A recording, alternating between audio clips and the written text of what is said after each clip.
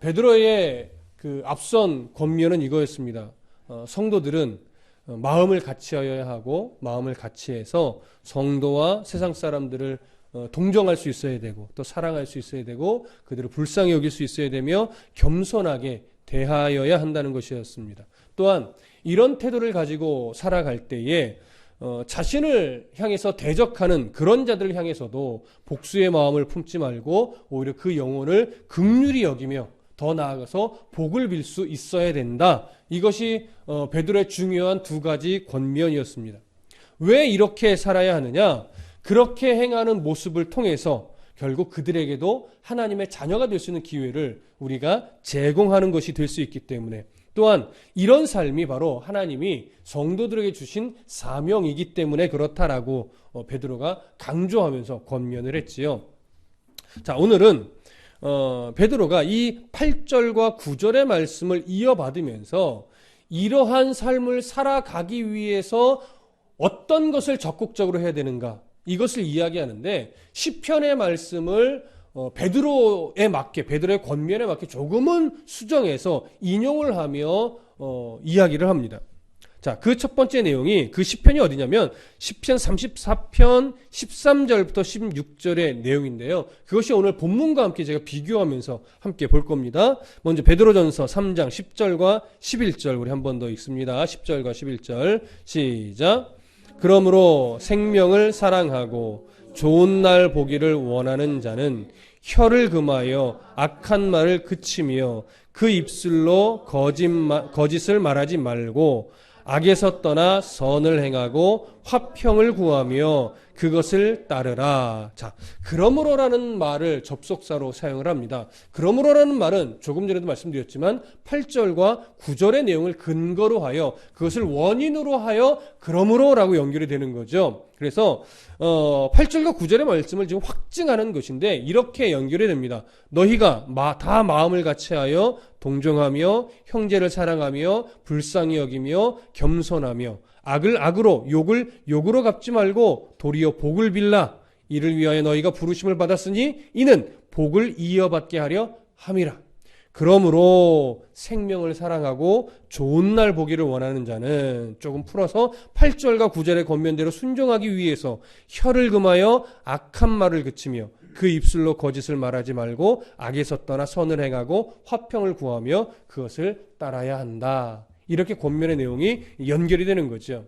자, 그러면 이제 그러므로라고 하는 접속사가 그런 의미를 갖고 있다라고 하는 것을 이해하면서 그 다음에 연결되는 게 이런 표현이죠. 생명을 사랑하고 좋은 날 보기를 원하는 자는.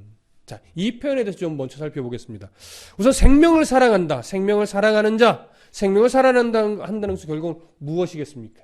하나님이 우리에게 약속하신 영원한 생명을 말하는 거죠. 그 영원한 생명, 그 영원한 복을 누리기 원하는 자라면 이런 의미가 되겠죠. 또 하나, 이어서 좋은 날 보기를 원하는 자는 이렇게 또 이야기를 합니다. 이건 뭐겠습니까? 그렇죠. 그 영원한 생명, 그 영원한 복이 우리에게 온전하게 주어지는 날, 그날 그 생명을, 그 복을 내가 받아 누리기를 원한다면, 그러니까 사실 두 가지가 연결되어 있는 거죠. 그래서 그 하나님이 주실 영원한 생명이 주어지는 날, 그 영원한 생명의 복을 내가 받아서 누리기를 원한다면, 풀어서 얘기하면 마지막 때에 하나님이 주실 영원한 생명을 받아서 영원한 복락을 누리기 원하는 자라면 이렇게 되는 겁니다. 자, 이런 소망을 가지고 있는 성도라면 8절과 9절의 권면대로 살아야 되는데 세상에서 바로 그런 삶을 살아가기 위해서 이제 무엇을 해야 된다?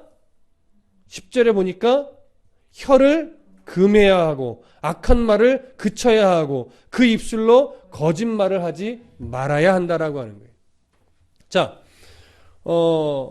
시편 34편 13절에 가보면 이 부분에서 무엇이라고 표현되어 있냐면 네 혀를 악에서 금하며 내 입술을 거짓말에서 금할지어다. 이렇게 표현하고 있어요. 그러니까 거의 같지요. 살짝 표현을 바꿨지만 거의 똑같습니다. 자, 그러면 여기서 이 악한 말, 내 혀를 악에서 금하라라고 할 때 이 악한 말이라고 하는 것은 기본적으로는 모든 종류의 악한 말을 의미합니다.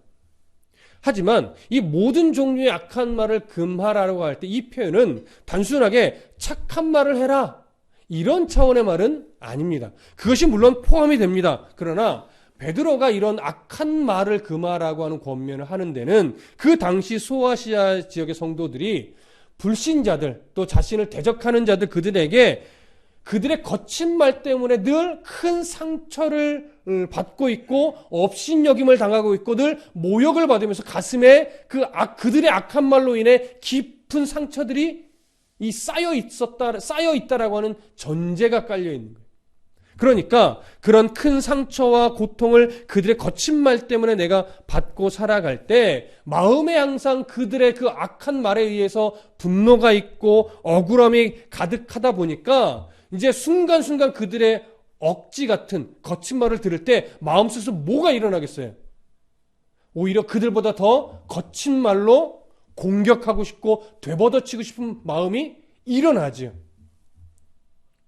여러분, 이건 우리들의 일상에서도 사실 나타나는 거예요. 정말 말도 안 되고 너무 억지스러운 사람을 만나면 오히려 내가 더 억지를 부려서라도 그 사람 코를 어떻게 해요? 납작하게 해주고 싶은 거예요. 근데 이런 아주 일상의 작은 비교와는 이때의 상황은 더 비교도 안 되죠. 그러니 이들에게 악한 말을 금하라고 하는 것은요, 정말 온 마음의 상처까지도 누르라는 거예요. 그 마음에 일어나는 분노마저도 입술로 표출만 안 됐을 뿐이지 사실은 그런 말이 이 목에까지 올라오죠. 그것마저도 어떻게 해야 된다는 거예요? 눌러야 된다라고 하는 것이죠. 그래서 성도는 욕을 욕으로 갚으려 하지 말고 오히려 그 영혼을 불쌍히 여기며 복을 빌어야 한다는 권면과 이 말씀 어떻게 보면 같은 맥락의 말씀이라고 볼 수 있는 거예요. 그러나 우리는 압니다. 이렇게 하는 것이 결코 쉬운 일이 아니다라고 하는 것을 압니다. 이 말씀을 준비하면서 제가 시편의 어디 구절을 봤냐면 여러분 시편 한번 이번에 찾아볼게요. 141편입니다. 시편 141편 3절로 가보겠습니다. 시편 141편 3절.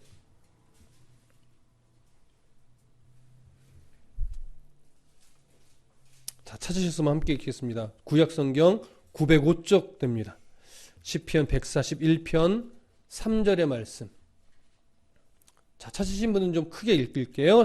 시편 141편 3절 시작. 여호와여 내 입에 파수꾼을 세우시고 내 입술의 문을 지키소서. 2020년 저희 교회 표어와 같은 구절입니다.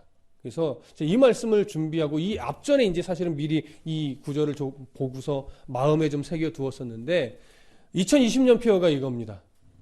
입에 파수꾼을 세우는 삶. 왜냐하면 이제 교회가 어느 정도 규모가 되고 성도가 늘어날수록 가장 중요한 것이 뭐냐면 말이에요. 어떤 말을 꺼내고 어떤 말로 교제를 나누고 어떤 말을 가지고 헌신을 하고 어떤 말을 가지고 삶을 살아가느냐가 그 교회가 한 걸음 더 성장하느냐 거기서 머무르느냐 아니면 퇴보하느냐가 달려 있습니다. 물론 성도가 하나님 앞에서의 신앙도 마찬가지죠. 그 입을 지켜낸다라고 하는 것이 굉장히 어렵습니다.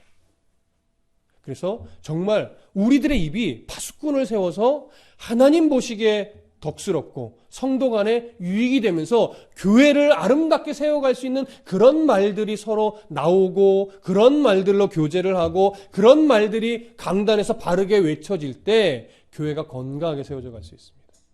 하지만 참 어렵습니다. 나도 모르게 또 우리의 어떤 속사람이 나도 모르게 툭 튀어나오는 이런 말들 우리가 나도 모르게 오 하면서 입을 가릴 때가 있잖아요.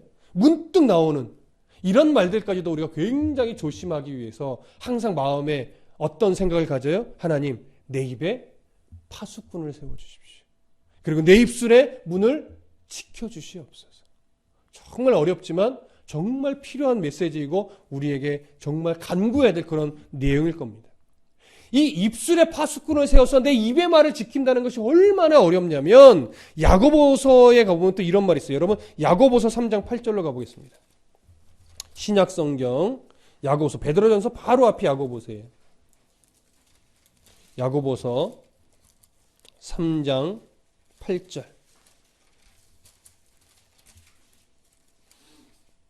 야고보서 3장 8절. 자, 찾으셨으면 함께 읽습니다. 야고보서 3장 8절 시작. 혀는 능히 길들일 사람이 없나니 쉬지 아니하는 악이요 죽이는 독이 가득한 것이라. 얼마나 입술을 길들이기 어려운지 야고보서 기자도 말합니다. 즉 혀는 능히 길들일 사람이 없대요. 이거는 내 자신도 내 입을 다스리지 못한다라고 하는 거예요. 그러면서 쉬지 않은 악이라고도 표현해요. 죽이는 독이 가득하다고도 표현해요. 그러니 여러분, 정말 입술에 파수꾼을 세워도, 입에 파수꾼을 세워도 이 혀는 쉽게 길들여지지 않습니다.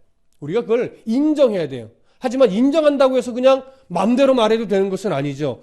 성도가 혀를 제어하는 일에 있어서만큼은 정말 포기할 수 없는 겁니다.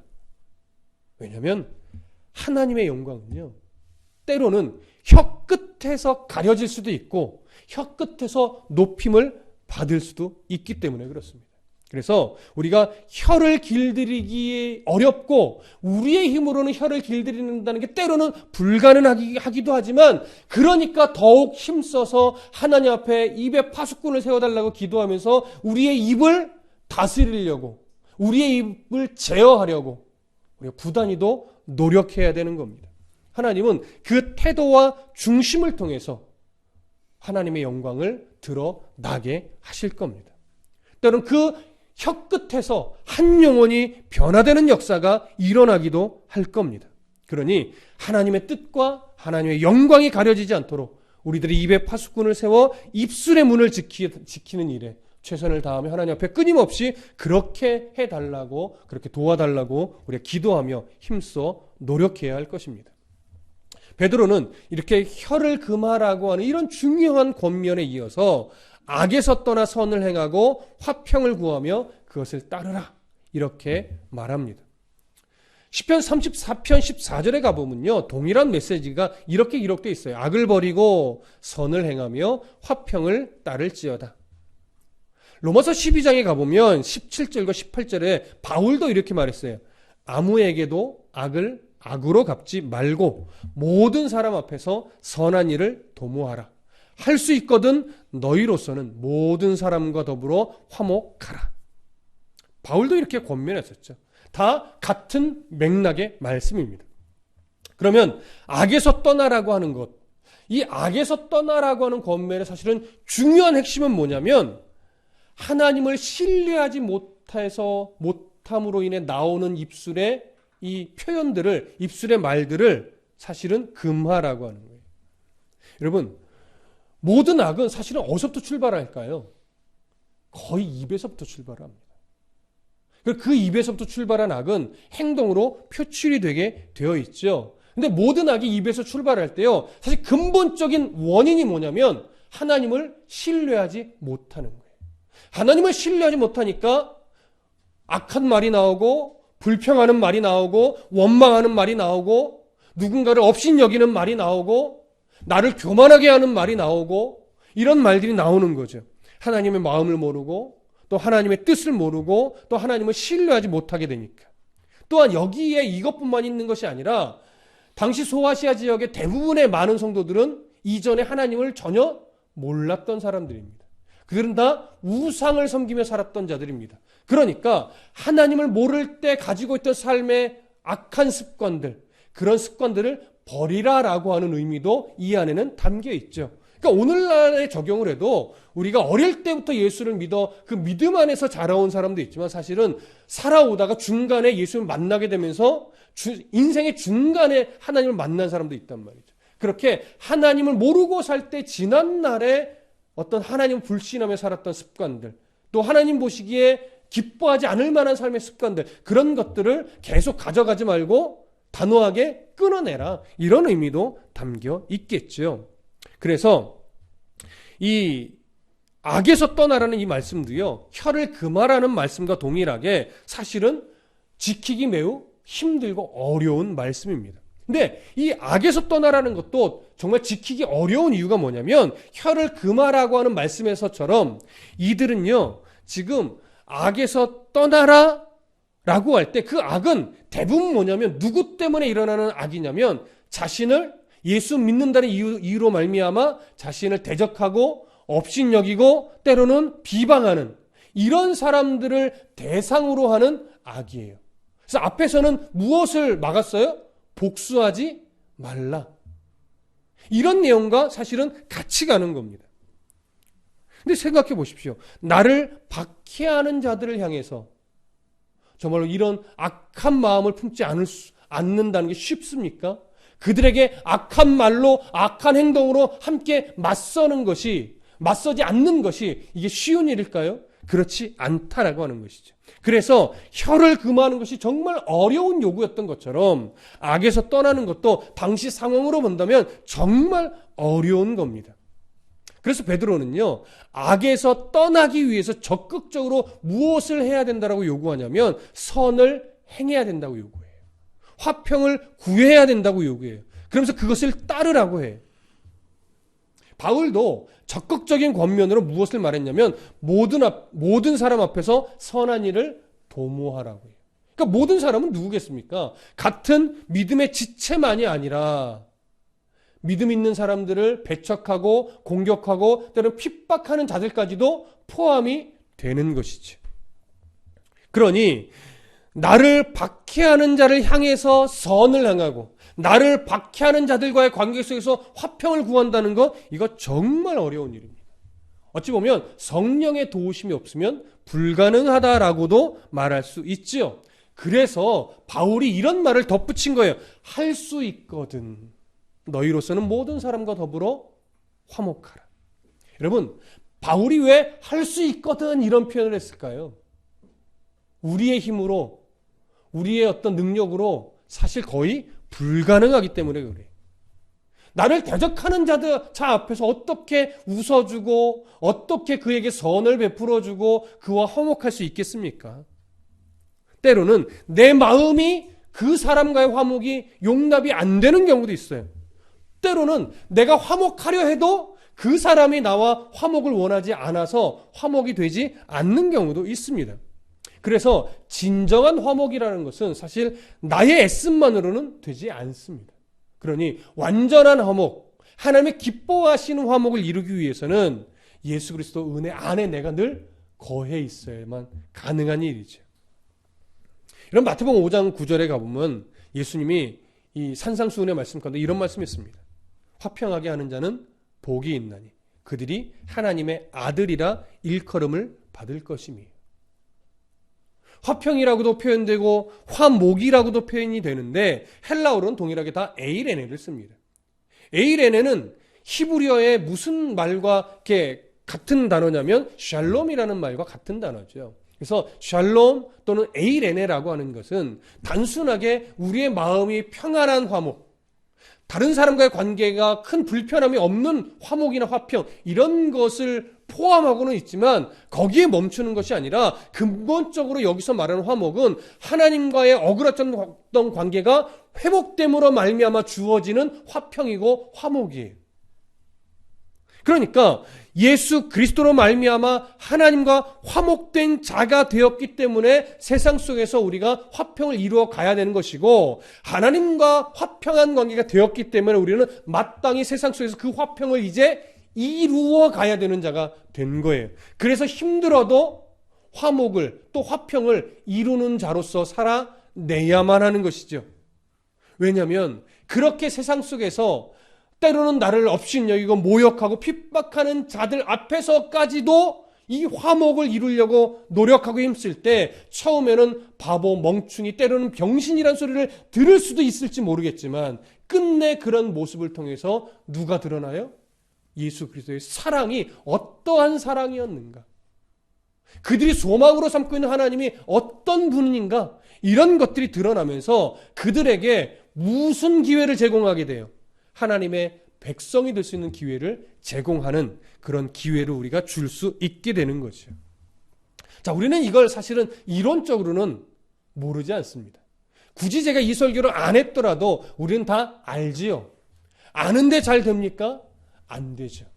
여러분, 사실 그리스도인이 가는 곳에는 화평이 만들어지는 게 당연해요. 또 만들어져야 돼요. 그런데 실제로 만들어지나요? 잘 만들어지나요? 안 되죠. 아는데 또 때로는 노력도 하는데 잘 안 된단 말이에요.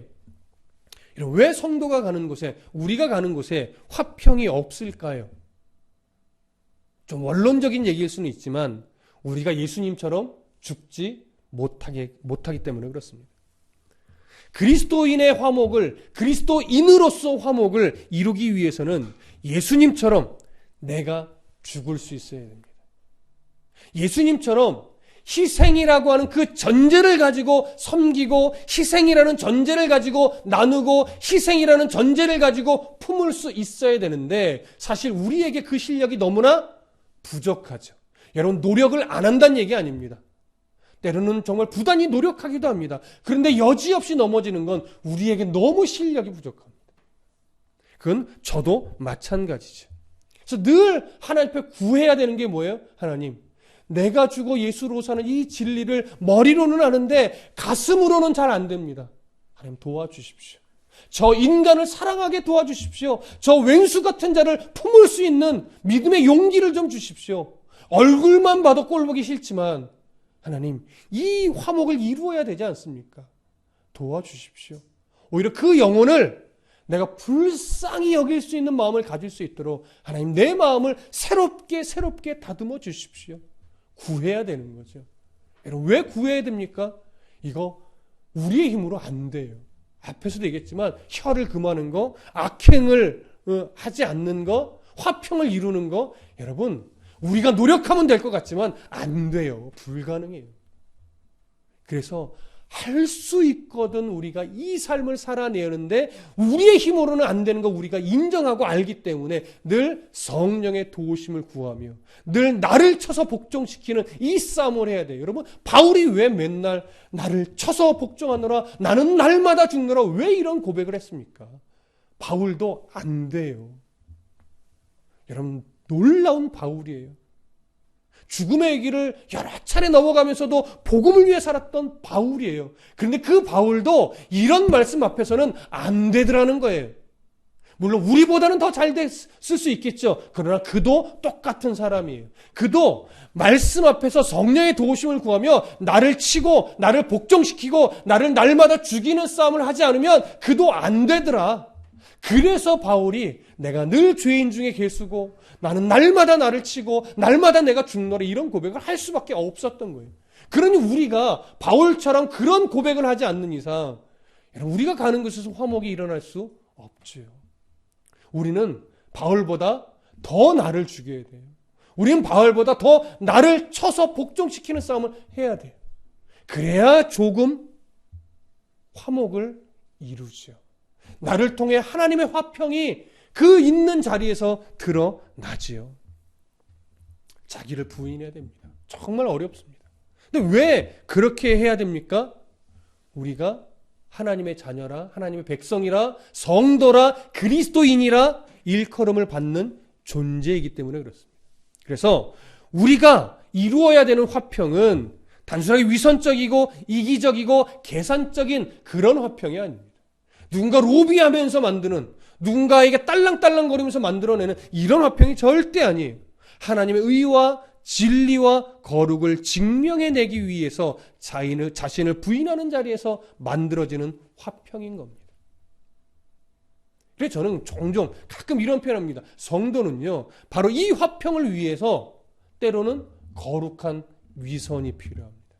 거룩한 위선이라고 하는 것은 단순하게 내 자존심 또 나의 이익, 이걸 위해서 양보하거나 이걸 위해서 웃거나 이런 걸 말하는 것이 아니라 내 속에서는 참 자존심도 상하고 화도 나고 나는 왜 이렇게 바보 같지라는 생각이 들지도 모르겠지만, 만약에 그러므로 내 자존심을 눌러야 하나님의 영광이 드러난다면 기꺼이 그 앞에서 내 자존심을 눌러주고 웃어줄 수 있어야 된다라고 하는 거예요. 그러니까 기준이 뭐예요? 내가 주고 하나님이 드러날 수 있는가? 예수의 영광이 드러날 수 있는가? 근데 예수의 영광을 다 가리고 나의 자존심도 뭉개진다면 이건 남는 게 하나도 없는 거죠. 때로는 그게 바보 같은 것일 수도 있습니다. 여러분, 예수 믿는 사람은요, 정말 바보같이 져야 될 때가 참 많은데요. 그러나 때로는 아주 냉정해야 될 때도 있어요. 복음을 위해서. 하나님이 하나님 되게 하기 위해서. 때로는 아주 냉정해야 되고 때로는 아주 차가워야 될 때가 있어요. 이단적 사설 앞에서, 이단적 외침 앞에서, 말씀을 왜곡시키는 것 앞에서, 하나님의 영광을 가리는 것 앞에서, 하나님의 하나님 되심을 막는 자리 앞에서 우리는 아주 단호해야 되고 때로는 아주 냉정해야 되고 때로는 아주 차가워져야 되기도 합니다. 그러나 복음이 드러난다면, 하나님의 영광이 드러난다면 기꺼이 내가 죽을 수 있어야죠. 낮아질 수 있어야 되죠. 여러분, 이 요구는 제가 할 수 있어서 드리는 얘기는 아니에요. 저도 자신 없어요. 그런데 저에게도 외쳐지는 거예요. 너도 그래야 된다. 힘들지만 너도 그걸 위해 싸워야 된다. 우리 모두에게 주는 말씀이죠. 그렇게 하나님이 드러날 수 있도록 성령 하나님이 우리의 신앙의 양심에 찔림이 있을 때 내가 죽어야 되는 자리구나.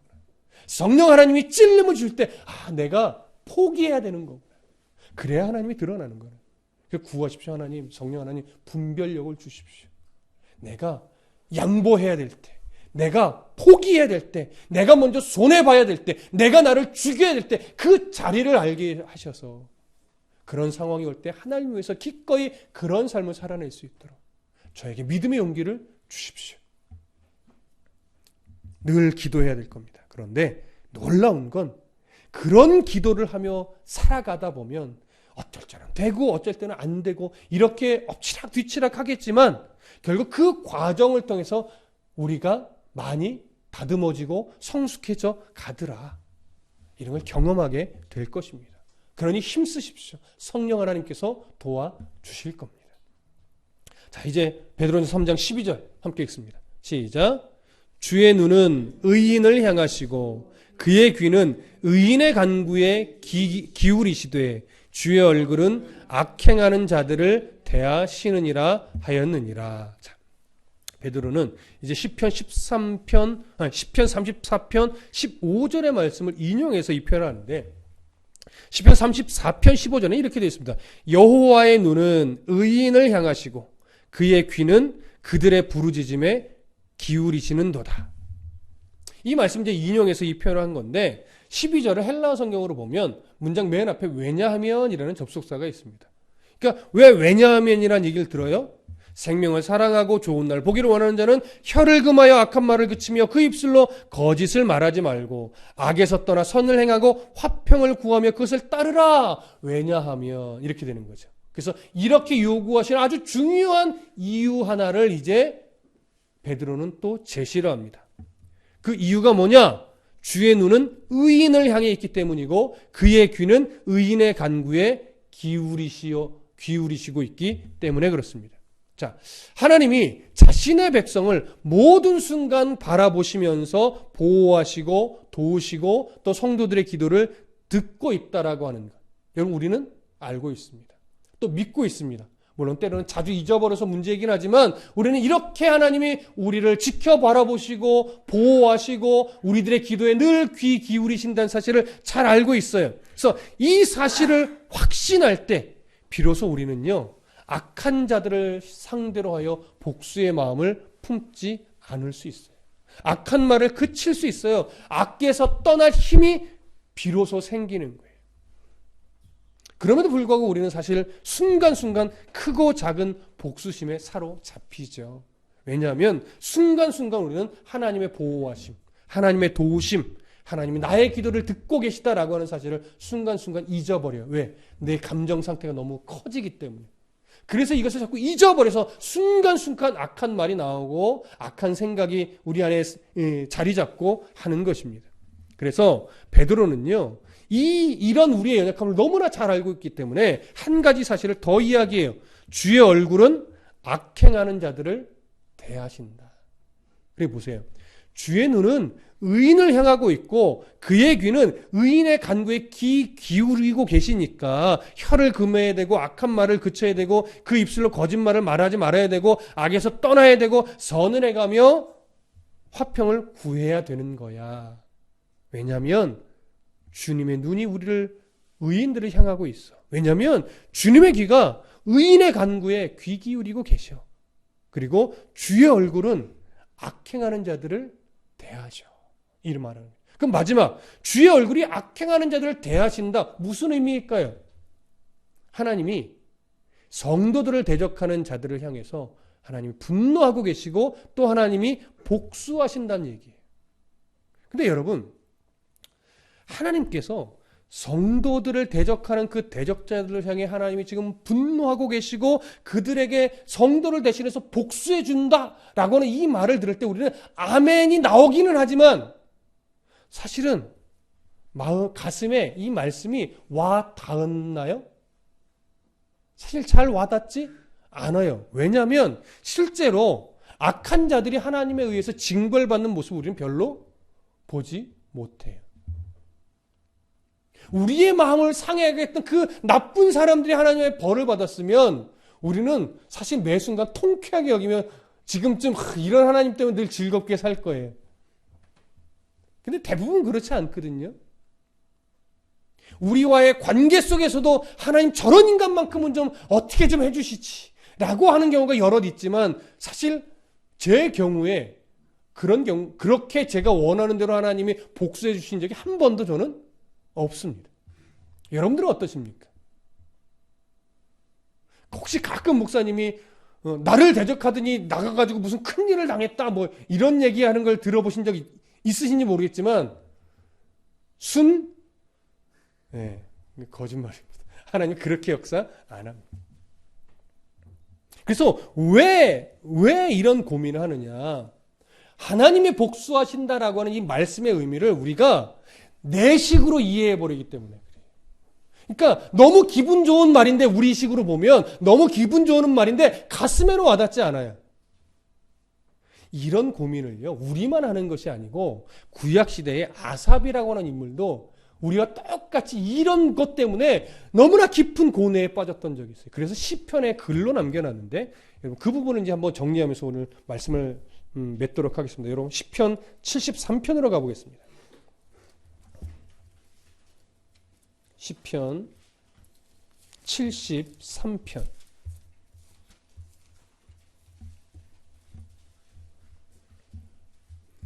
시편 73편 자, 1절부터 13절까지 우리 차근차근 읽어보겠습니다. 시편 73편 1절부터 13절 시작. 하나님이 참으로 이스라엘 중 마음이 정결한 자에게 선을 행하시나 나는 거의 넘어질 뻔하였고 나의 걸음이 미끄러질 뻔하였으니 이는 내가 악인의 형통함을 보고 오만한 자를 질투하였음이로다.